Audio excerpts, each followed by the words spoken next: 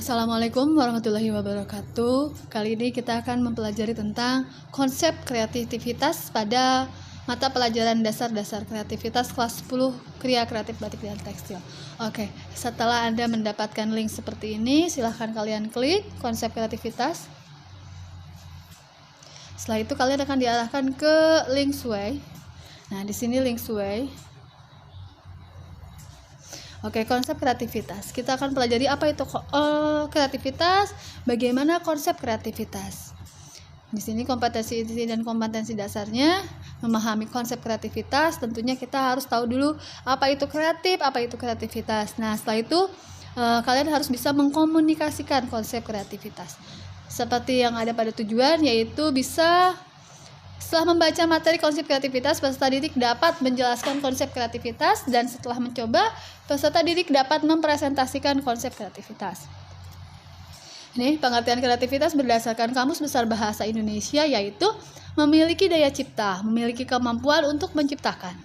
Kemudian bersifat mengandung daya cipta. Kemudian pengertian kreativitas itu apa? Nah, di sini ada pengertian kreativitas adalah kemampuan seseorang untuk melahirkan sesuatu yang baru, baik berupa gagasan maupun karya nyata, baik dalam bentuk yang baru maupun kombinasi dari hal-hal yang sudah ada.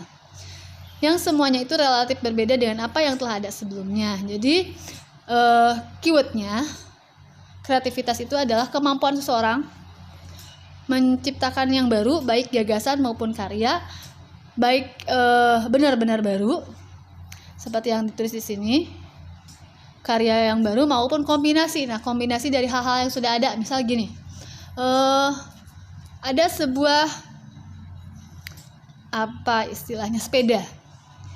Nah, sepeda itu kan digenjot ya, seperti yang kalian tahu, sepeda itu digenjot, kemudian ketika kita naik itu atau dalam jarak tempuh yang jauh, pasti genjotannya kan akan semakin harus cepat ya, harus kuat.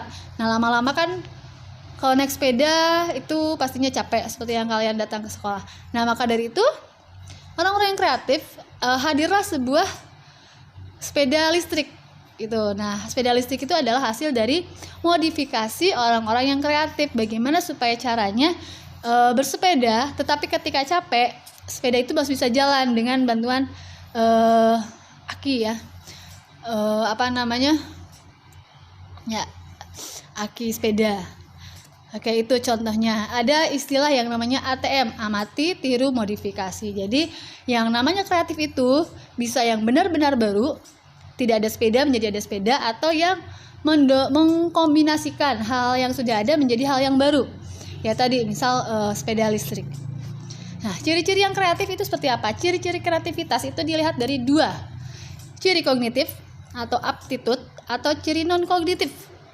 Nah, ciri aptitude itu kreativitas terdiri dari originalitas itu asli, fleksibilitas bisa digunakan fleksibel, kelancaran dan elaboratif. Kemudian ciri non-kognitif dari kreativitas meliputi motivasi, kepribadian, sikap kreatif dan sebagainya. Nah, baik yang kognitif maupun yang non-kognitif merupakan salah satu potensi yang penting untuk dipupuk dan dikembangkan. Nah, bagaimana cara memupuk atau menumbuhkan kreativitas? Ibu mencontohkan ada 7 hal di sini. Aktif membaca, gemar melakukan telaah itu adalah analisa dari sebuah karya, ya tadi itu misal sepeda. Dianalisa gimana nih caranya supaya sepeda itu bisa dirangkai menjadi sepeda listrik.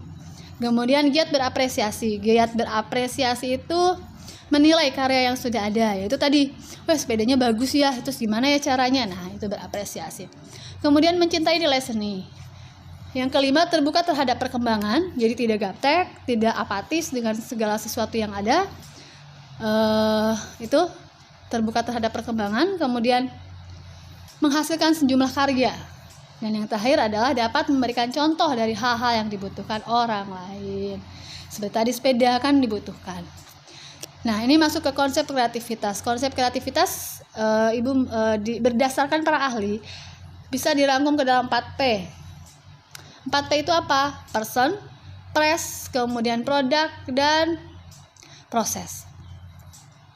Yang pertama person itu dari pribadinya sendiri-sendiri. Kalau dari person berarti berhubungan dengan ciri-ciri individu yang mempunyai sifat atau pribadi yang kreatif.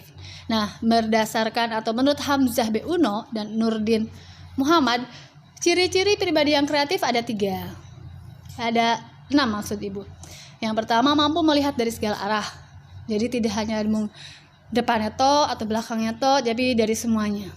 Kemudian mempunyai hasrat ingin tahu yang besar. Yang ketiga, terbuka terhadap pengalaman yang baru. Yang keempat, suka tugas yang menantang. Nah, seperti kalian, kalau dikasih tugas itu jangan melempem, jangan malah, tugasnya banyak. Harusnya merasa tertantang oleh tugas. Itu adalah salah satu ciri manusia kreatif, pribadi yang kreatif ya. Jadi kalau kalian punya tugas dari siapapun itu, ya harus merasa tertantang supaya kalian menjadi seorang yang pribadi yang kreatif. Nah, yang selanjutnya yang kelima adalah wawasannya luas, kemudian menghargai karya orang lain. Jadi tidak membuli, tidak melecehkan atau tidak menjelekkan karya orang lain, tapi semua dihargai. Walaupun misal karyanya memang jelek, tetap dihargain, gitu ya. Nah, yang kedua, konsep kreativitas itu adalah pendorong. Supaya si individu, si person ini tadi bisa melakukan hal-hal yang kreatif, maka dia harus mempunyai faktor pendorongnya. Nah, di sini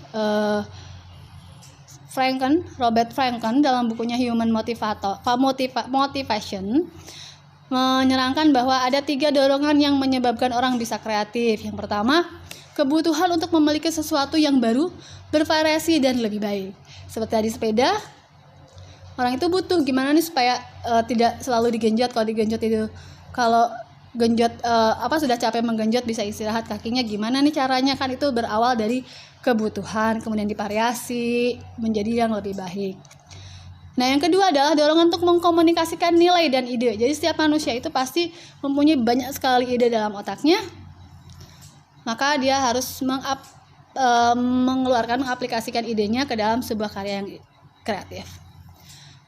Kemudian yang ketiga, keinginan untuk memecahkan masalah. Ya tadi itu yang sepeda tadi contohnya Ibu ya. Gimana nih caranya? Akhirnya dia mempunyai keinginan memecahkan masalah, merasa tertantang, kemudian membaca-baca, ya hasilnya jadilah sebuah sepeda listrik. Nah, selain 3 faktor pendorong, ada juga faktor penghambat. Faktor penghambat di sini ada 9. Yang pertama, malas berpikir, malas bertindak, malas berusaha, dan melakukan sesuatu. Nah, seperti masa pandemi ini, jangan sampai kalian merasa malas berpikir, apalagi malas bertindak. Berarti kalau kalian sudah melakukan hal yang tadi ini, itu kalian udah cenderung ke pribadi yang tidak kreatif. Jangan sampai ya, karena sekolah di Kria Tekstil itu kalian harus bisa kreatif supaya bisa bersaing di dunia luar. Yang kedua itu impulsif. Impulsif itu apa? Berpikir berdasarkan insting. Jadi melakukan segala sesuatu itu hanya berdasarkan insting saja, tidak dilogikakan, tidak dipikir dulu apakah ini benar ataukah salah. Kemudian yang ketiga, menganggap remeh karya orang lain. Karya kita sendiri aja belum tentu baik ya. Kemudian yang keempat, yang menjadi faktor penghambat berkembangnya kreativitas adalah mudah putus asa.